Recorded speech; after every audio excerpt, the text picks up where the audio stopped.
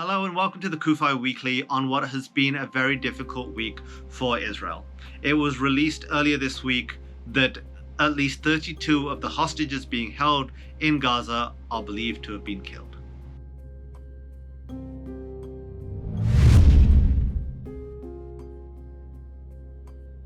This heartbreaking news, which comes after 4 months of Israel having been attacked on October 7th, 4 months of people hoping, praying, suppressing their worst fears of what could be happening to the hostages. And there are so many atrocious stories that we're hearing about all sorts of abuses. This was just a gut-wrenching moment.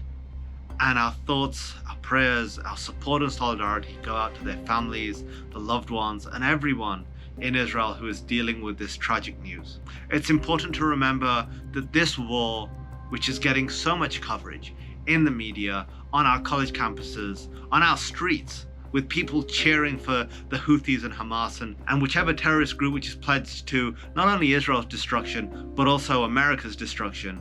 Yet for some reason, people struggle to comprehend the idea that Israel must defend itself.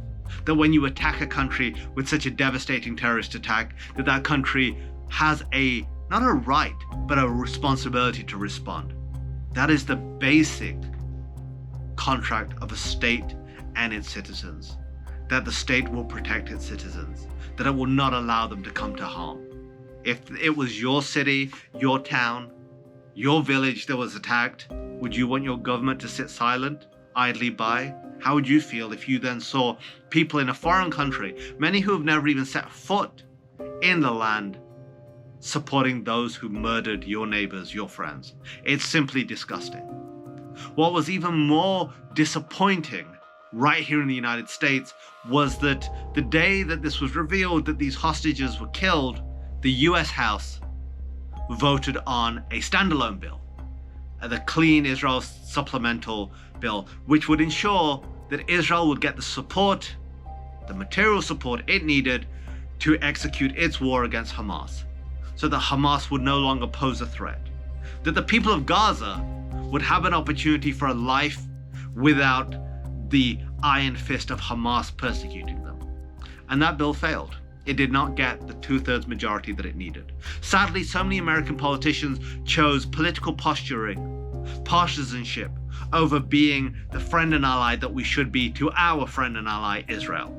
So for every politician who has since October 7th tweeted, send out messages of support that Israel is not alone, that Israel has a friend, that they are a friend of Israel, and you voted against this bill, your words ring hollow. We must stand with Israel in its moment of need, like Israel has stood with America so many times in its moments of need. Be it 9/11, be it when natural disasters have occurred and Israeli teams have been some of the first on the ground. Yet when our chance came, when our opportunity came, we failed. It's simply abhorrent, and we must do better. This is just unacceptable. America is better than this. We are a better friend and ally than what this vote showed.